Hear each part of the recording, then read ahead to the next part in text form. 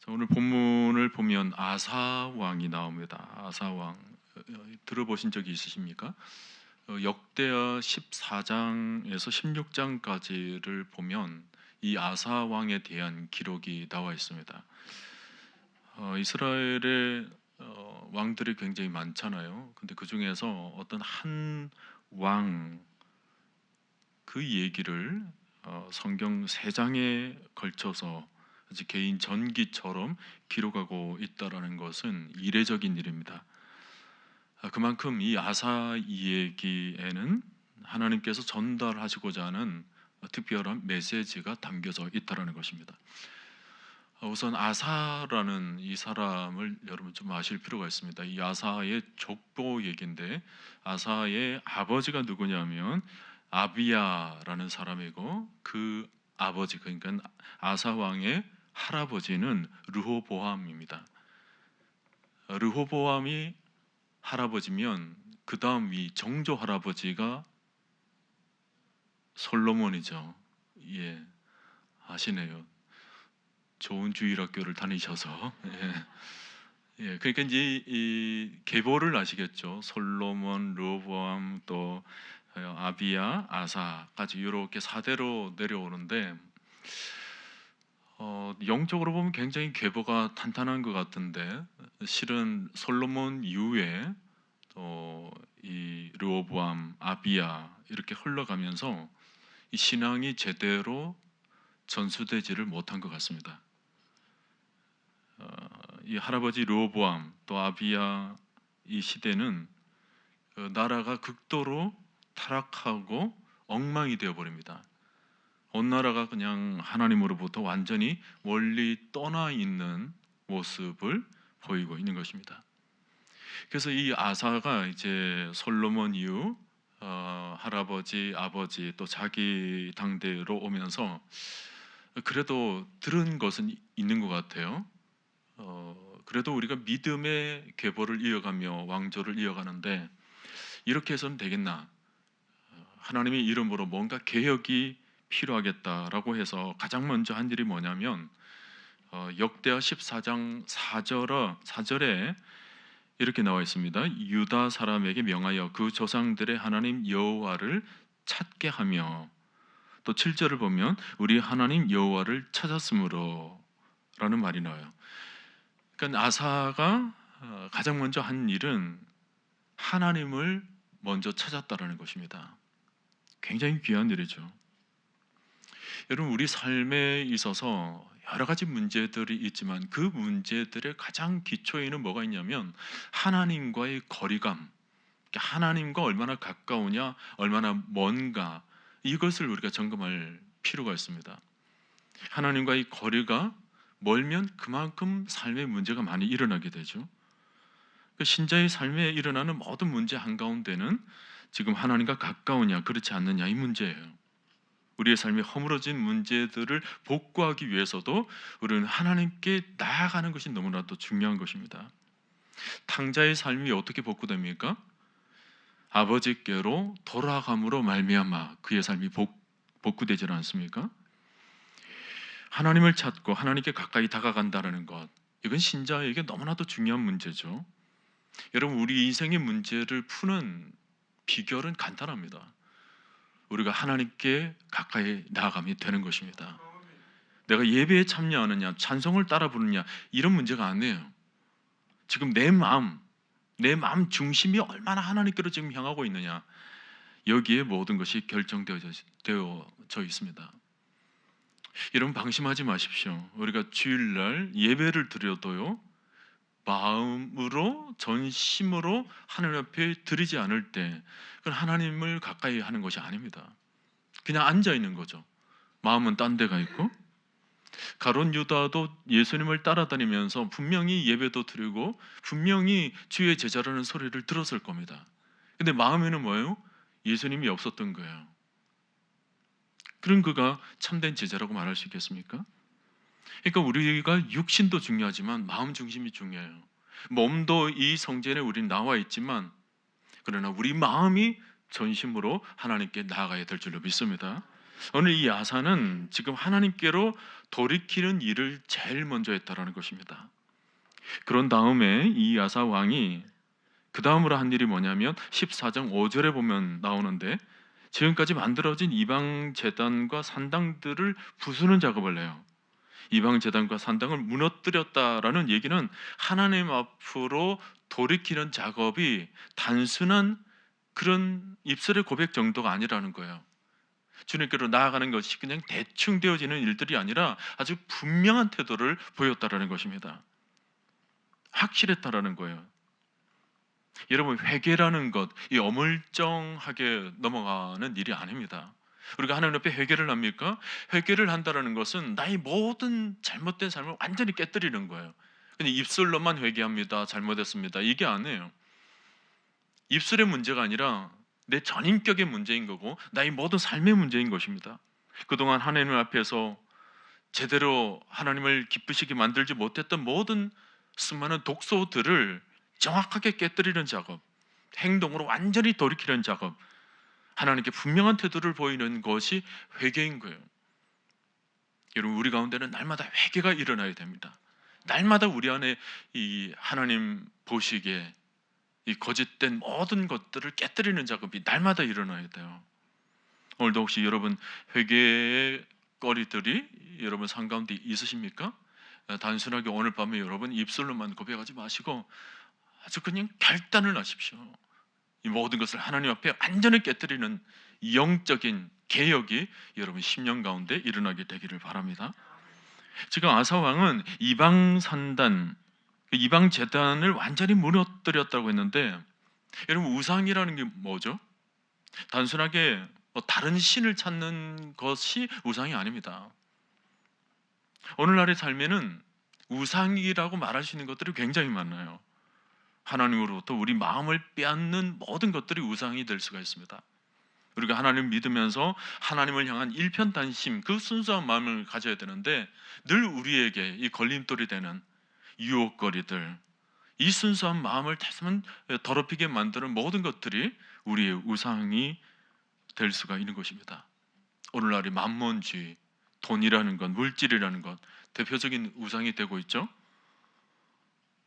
종종 사람들은 자기 자신이 우상이 되기도 합니다. 자기 존재를 굉장히 소중하게 다뤄서 자기 존재에 뭔가 꺼리낌이 되는 것들을 다 물리쳐버리는, 자기 자신을 가장 우뚝 세우는 모습도 스스로 우상을 만드는 일이라고 할 수가 있습니다. 또 지나치게 사람을 의지하는 것, 그게 우상이 될 수가 있어요. 요즘은 유튜브, 또 SNS, 이런 것들이 뭐예요? 우리의 시간과 감정을 빼앗는 우상이 될 수도 있습니다. 성경은 세월을 아끼라라고 말씀하고 있죠. 그 말씀을 제대로 지켜내지 못하게 만드는 모든 것들이 우상이 될 수가 있다는 거예요. 어떤 분들은 연예인을 그렇게 좋아하는 분들이 있습니다. 나이가 들어도 그래요. 제가 어떤 가정에 가보니까 자기 자그마한 옷방이라고 그래가지고 옷방에 들어갔더니 용필이 오빠 사진이 용필이 오빠가 누군지 몰라요? 조용필 씨 뭐 이렇게 사진이 이렇게 걸려 있는 걸 제가 봤어요. 깜짝 놀랐어요. 나이가 드셨는데도. 혹은 어떤 분들은 유명한 연예인, 유명한 인사들을 굉장히 또 따르는 사람이 있습니다.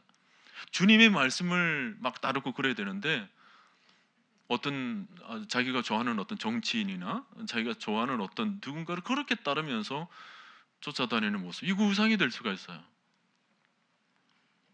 결국 뭐예요? 핵심은 내가 지금 무엇을 가장 사랑하고 있는가, 무엇을 가장 신뢰하고 있는가, 이 문제죠. 하나님이 삶의 중심이 아니라 다른 무언가가 중심이 되어 있다면 그것이 우상이 될 수가 있다는 거예요. 여러분, 우리 하나님은 우상을 굉장히 싫어하십니다. 여러분들은 하나님만 전심으로 따라가며 하나님만 전심으로 신뢰할 수 있기를 바랍니다. 지금 아사는 이 우상을 무너뜨린 거예요. 지금까지 모든 이스라엘 백성들을 유혹해 만들었던, 넘어지게 만들었던 모든 것들을, 하나님께 예배하는 일을 방해하는 모든 것들을 지금 다 깨뜨린 것입니다. 자, 그랬더니 어떤 일이 일어나는지를 한번 보세요. 14장 12절을 보면 여호와께서 구스 사람들을 아사와 유다 사람들 앞에서 치시니 구스 사람들이 도망하는지라. 하나님께서 전쟁에서 승리하도록 만들어 주십니다. 그리고 또 14절을 보니까 여호와께서 그랄 사면 모든 성읍 백성을 두렵게 하시니, 하나님을 찾고 산당을 무너뜨렸더니 분명한 결과가 나타나는 거예요. 하나님께서 이스라엘의 편에 되셔서 적극적으로 개입하셔서 전쟁에서 승리케 만드시고 모든 이방 사람들이 우르르 보도록 만들어 주셨다라는 거예요. 여러분, 우리가 하나님을 찾고 하나님께로 돌아가면 모든 판도는 뒤집혀지게 됩니다. 오늘 여러분이 하나님께로만 돌아가게 된다면 지금 여러분들의 모든 문제들이 역전될 줄로 믿습니다. 바뀌게 될 줄로 믿어요. 히브리서 11장 6절을 보면 그가 자기를 찾는 자들에게 상 주시는 이이심을 믿어야 할지니라. 하나님을 찾으면 문이 열리게 되는 것입니다. 야고보서 4장 8절에 보면 하나님을 가까이 하라, 그리하면 너희를 가까이 하시리라.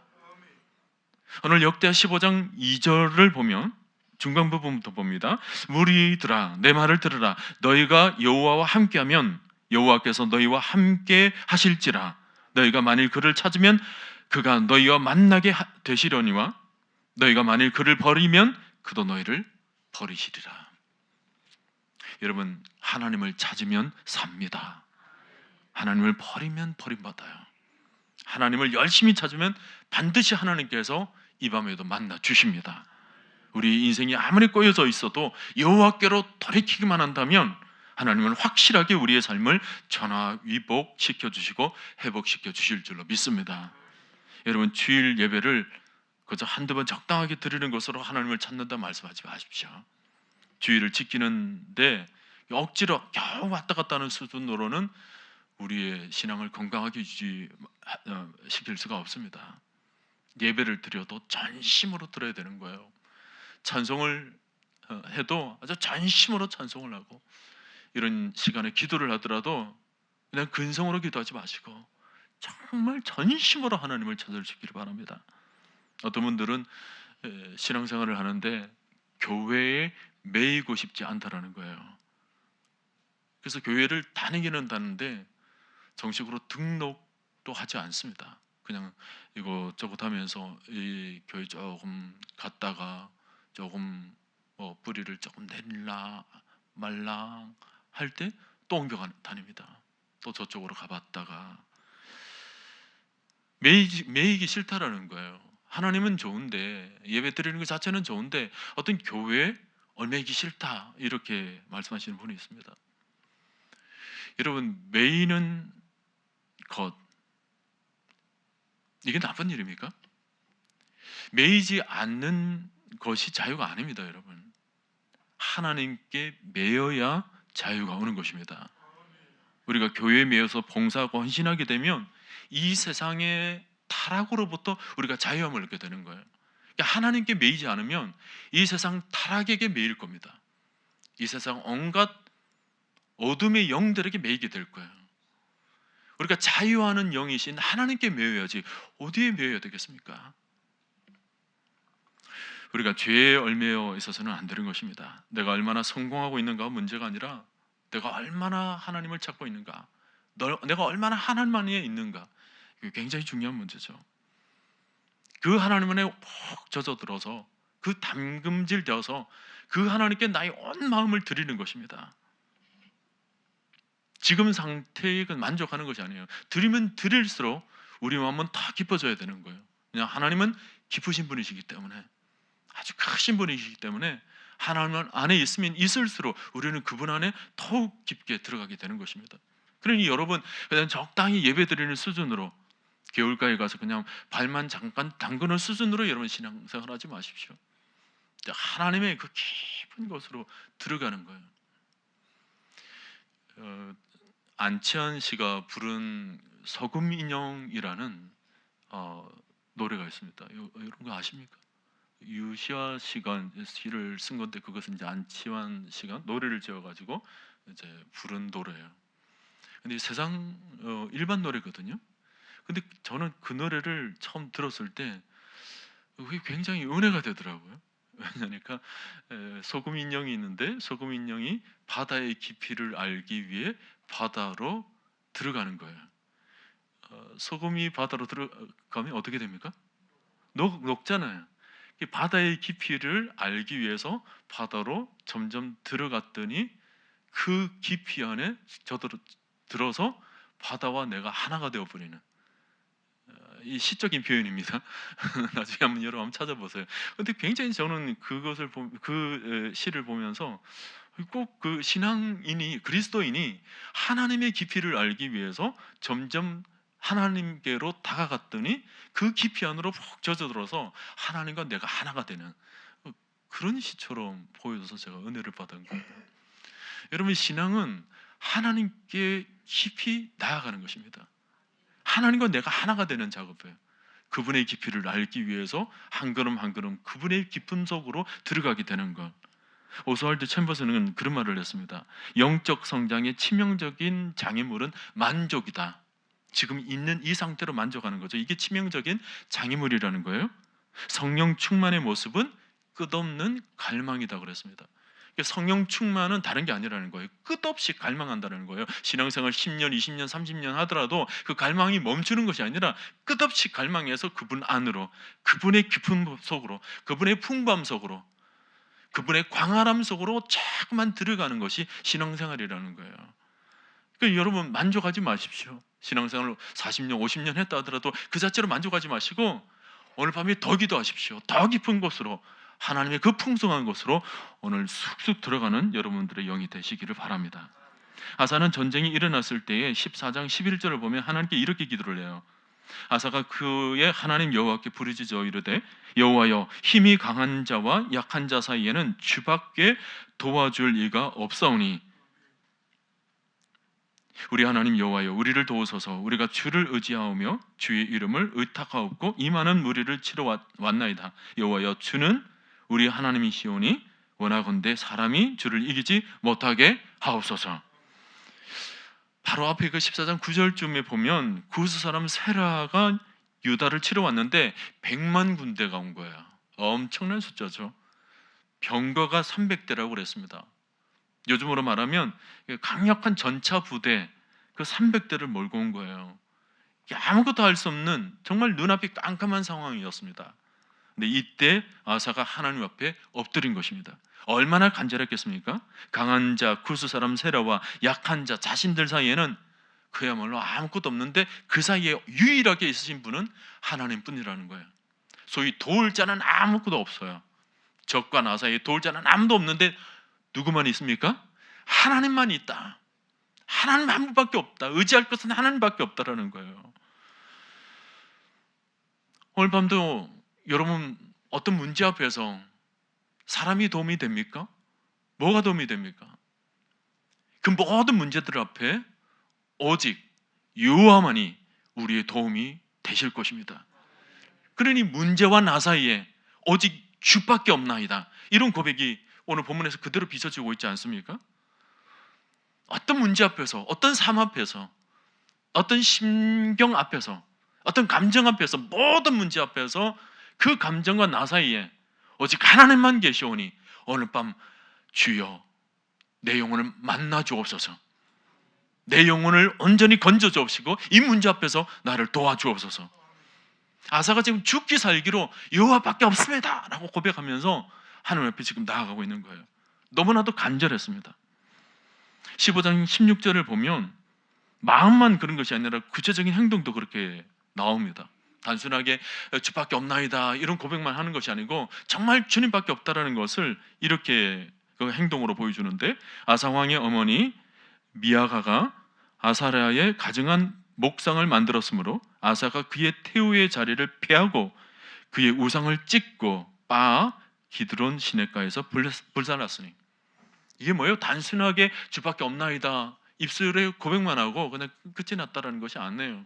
나의 모든 삶 가운데 하나님밖에 없으니까 이제 하나님만 붙잡겠다라는 의지로 기도하고 난 뒤에 모든 것들을 실제로 믿음 가운데 행했다라는 것입니다. 우상들을 다 찢어버리고 버리고 완전하게 믿음에 선 사람의 모습으로 살아갔다라는 것입니다. 이게 중요하죠. 우리가 오늘 밤에 하나님 앞에 하나님밖에 없습니다. 기도만 하고 돌아가서는 똑같아요. 우리의 삶이 똑같으면 이게 무슨 하나님 보시기에 너 정말 믿음으로 기도한 게 맞느냐라고 하실 수 있겠죠.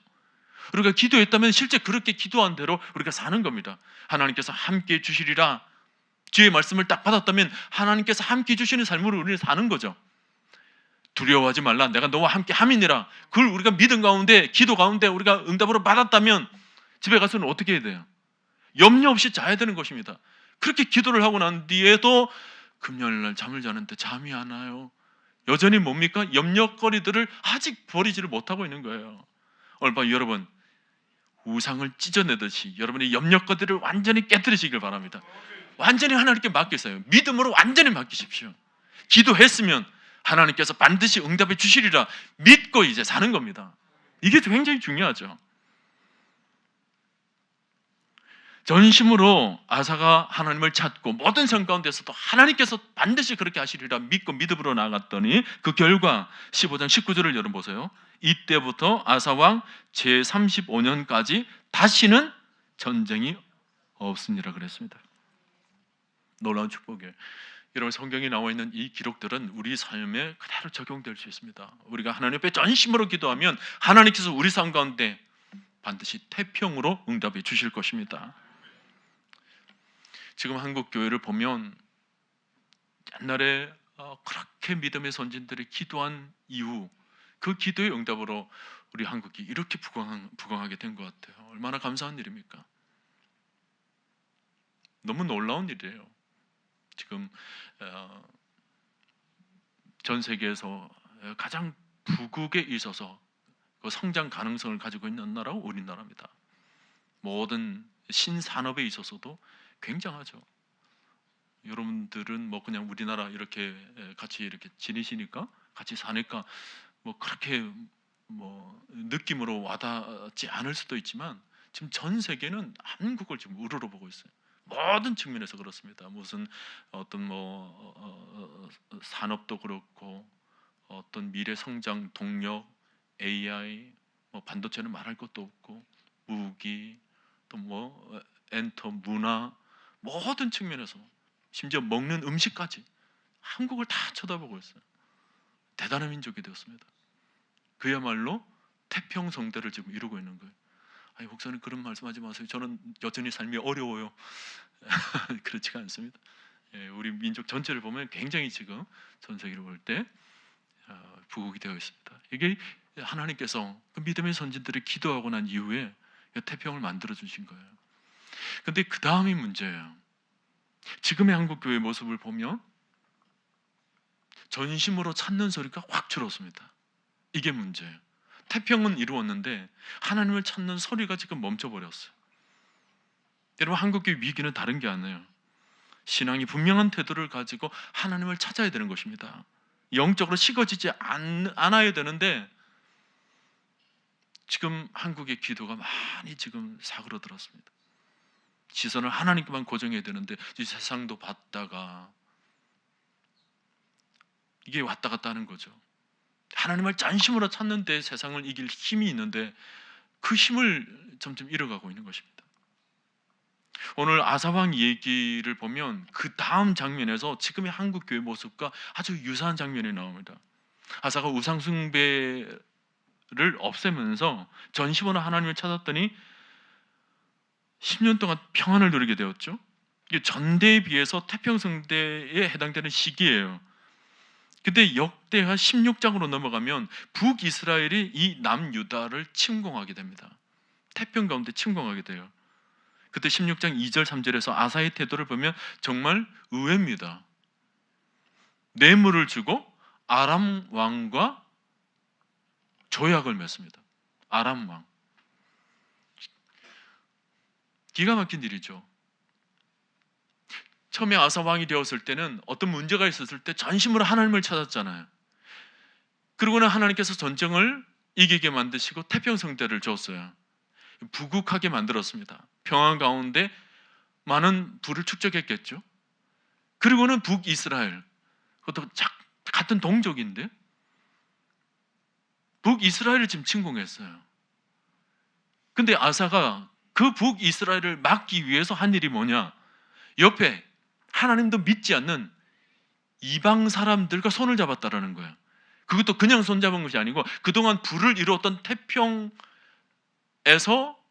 그 얻었던 부를, 소위 돈을 가지고 이방 사람을 찾아가서 조약을 맺었다라는 것입니다.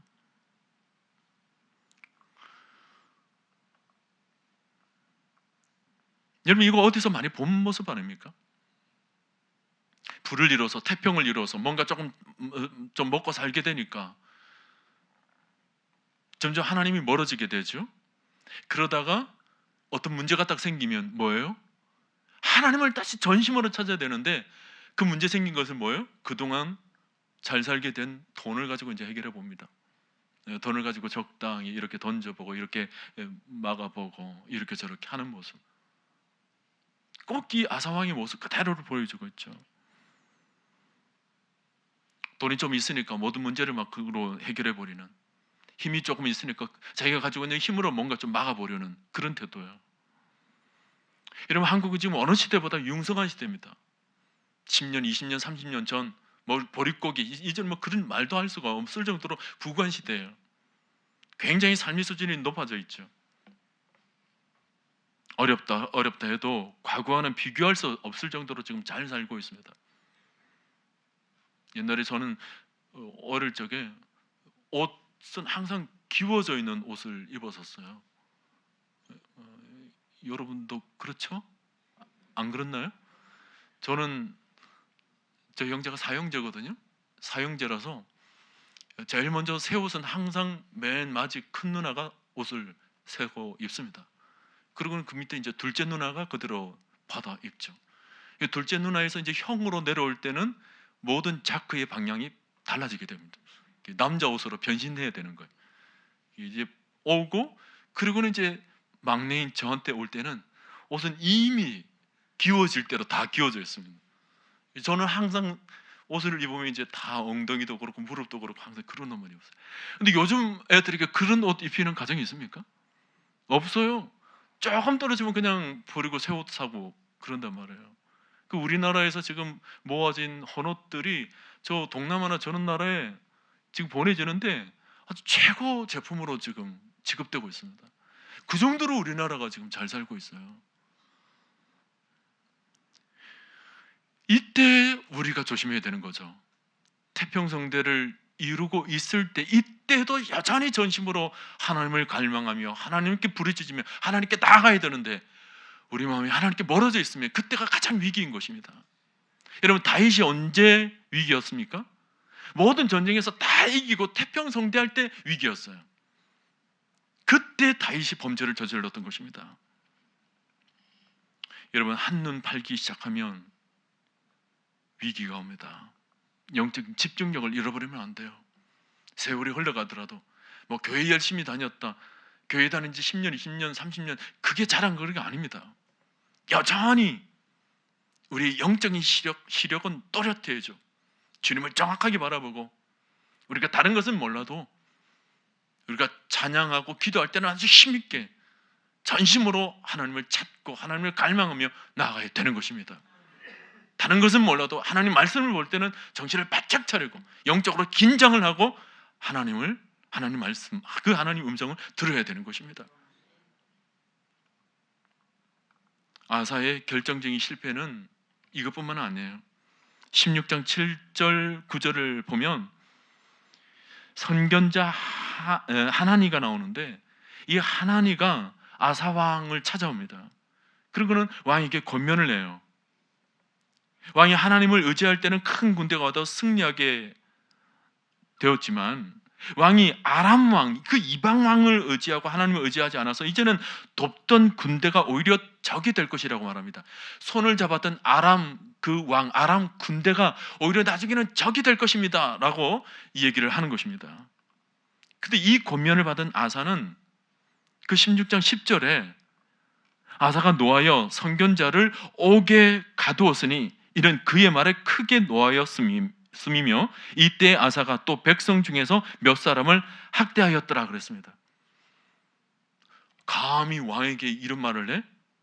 라고 선견자, 소위 말하면 선지자, 오늘날 말하면 목회자를 아주 우습게 하고 그냥 감옥으로 넣어버렸다라는 거예요.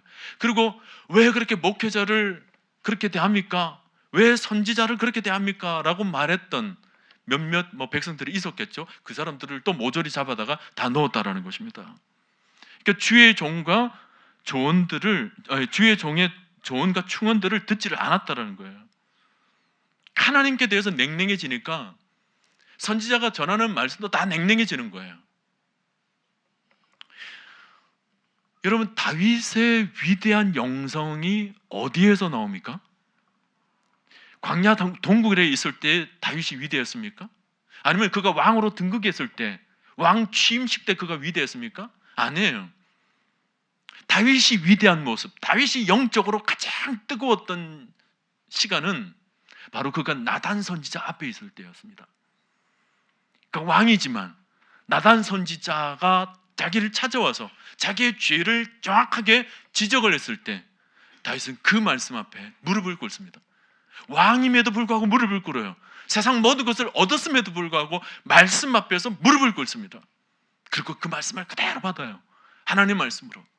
그리고 그 말씀을 부여잡고 통회하며 자복하며 저 심령을 완전히 하나님 옆에 내려놓고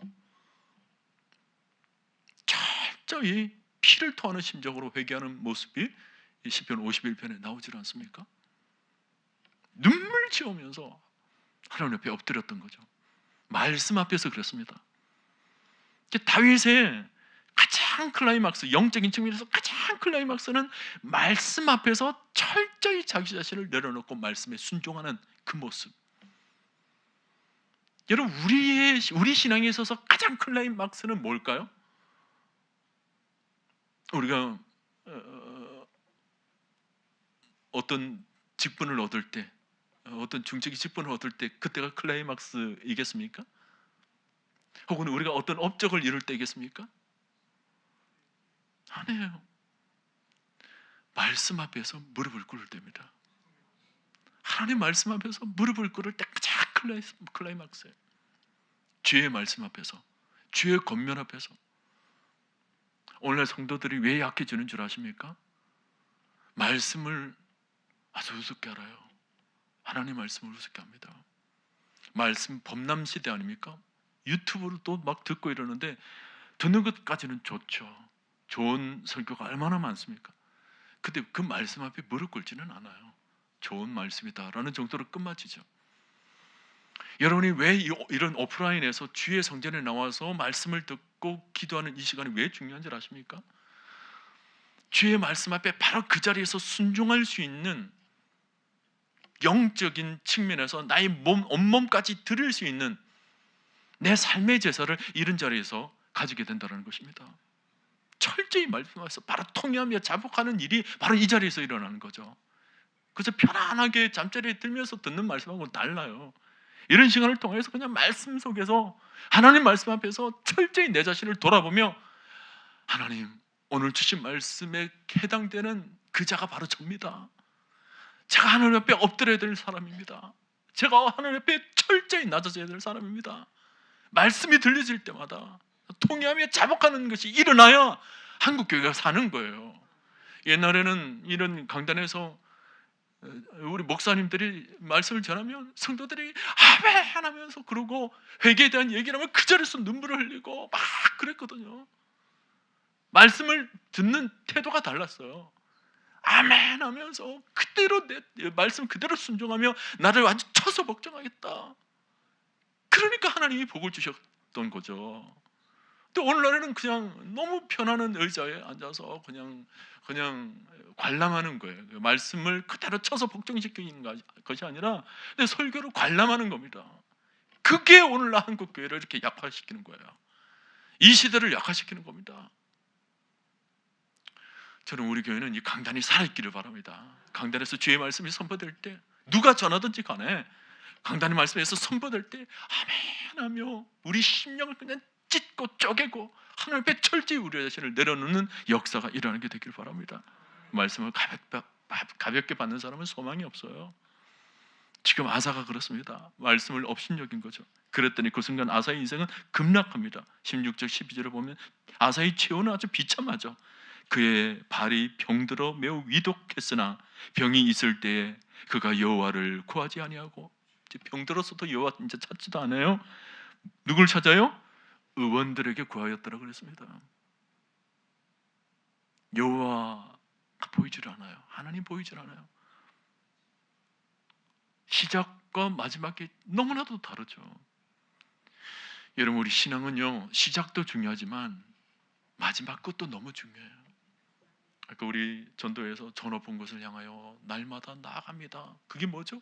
날마다 하나님께 가까이, 더 가까이, 더 가까이 가는 거예요. 날마다 깊어지는 거예요. 날마다 풍성해지는 거예요. 주님을, 그저 예수를 처음 만났을 때 그때만 반짝 그냥 뜨겁고 그 뒤로는 식어지고 있다. 이게 문제예요. 이게 위기입니다. 갈수록 뜨거워져야 되는 거예요. 갈수록 주님이 더 귀하게 보여주시고 더 뜨겁게 보여주시고, 신앙생활을 하면 할수록 우리의 심령은 더 뜨거워야 되는 거예요. 식어지면 안 되는 것입니다. 아멘이죠? 식어지면 안 돼요. 하나님을 믿는데 왜 식어집니까? 갈수록 더 뜨거워야 되는 거죠. 여러분은 우리가 이제 이런 기도의 시간에 이제 음악이 나오잖아요. 우리 새벽기도도 음악 나오지만 음악 우리가 이제 기도 음악 중에 그 찬양이 있습니다. 주의 맘에 오신 후에 날 주장하시네. 주께 내 맘 드린 후에 더욱 섬길수록 더 귀한 주님. 모르십니까? 잘 모르세요? 음악 속에 있어요. 다음에 기회가 되면 그 찬양을 하면 여러분 오늘 한번 찾아보세요. 부를수록 더욱 귀한 주님, 주의 마음에 오신 후에. 저는 그 찬양이 너무 은혜가 돼요. 주의 마음에 오신 후에 부를수록 더욱 귀한 이름, 부를수록 더욱 귀한 이름, 주님을 부를수록 더욱 귀한 이름. 오늘 밤에 오신 여러분들은 날마다 신앙이 깊어질 수 있기를 바랍니다. 몇 년 은혜 받았다고 해서 그게 다가 아니에요. 몇 년, 몇십 년 계속 은혜를 받아야 되는 거예요. 주님 부르시는 그날까지 은혜를 받아야 되는 거예요. 우리가 천국 가기 직전에도 뭐예요? 아주 성령 충만하게 기쁨으로 천국으로 딱 들어가야 되지 않겠습니까?